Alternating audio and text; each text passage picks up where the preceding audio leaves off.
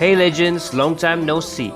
Welcome back to another episode of Mobile Legends Hero Don'ts, where we break down the biggest mistakes players make with their favorite heroes. Today we're diving into the world of YIN, the solo duelist who thrives in 1v1 fights. If you want to unlock YIN's true potential and avoid the most common blunders, this one's for you. Don't forget to like, comment and subscribe for more awesome Mobile Legends content. Let's get into it.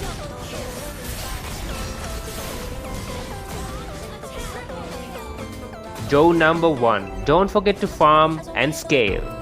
YIN needs gold and items to reach his dueling potential. Falling behind means you become more of a liability than a threat. It takes some patience to play YIN in the early game. If the opponent seems aggressive, it is better to play safe at least until you reach level 4. If you focus on fighting early and neglect minions or jungle creeps, you'll fall behind in XP and gold, and if your opponent laner is a chore, you will get completely destroyed.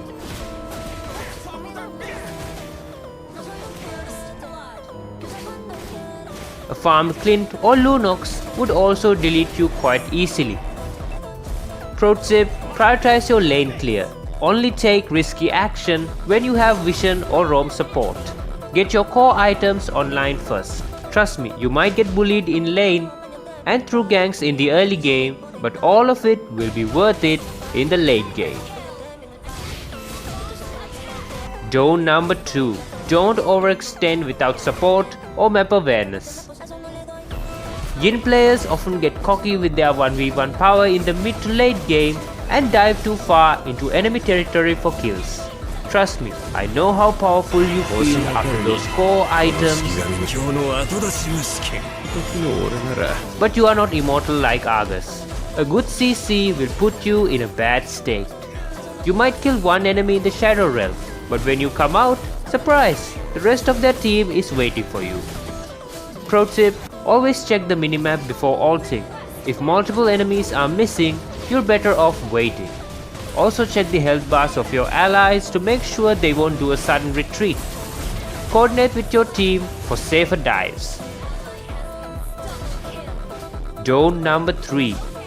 Don't spam your attacks without timing. YIN's damage comes from landing his first and second skills effectively. Spamming them mindlessly won't secure kills. YIN's skills must be placed on low enemies or squishy enemies, especially in the late game. YIN's first skill becomes super effective to finish off low enemies in the late game, so make sure to use it against the right ones.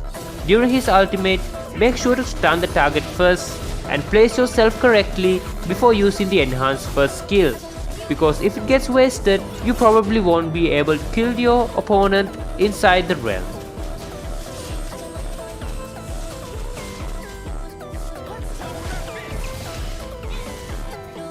Pro tip: use his skill 1 to close gaps or finish, and time your second skill to get perfect stuns. If you land your combos correctly, enemies won't stand a chance. Don't number 4. Don't waste your ultimate on the wrong targets. YIN's strength lies in isolating enemies with his ultimate and deleting them. Picking the wrong target wastes this powerful tool.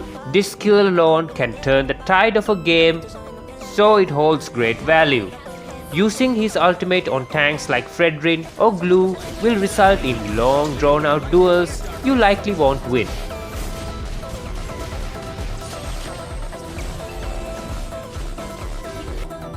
Meanwhile, their backline is free. Destroy them. Focus on squishy backliners or damage dealers.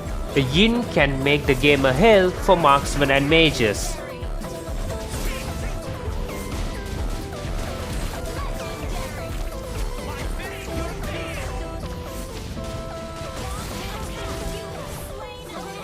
And your ultimate will be extended if you get the kill.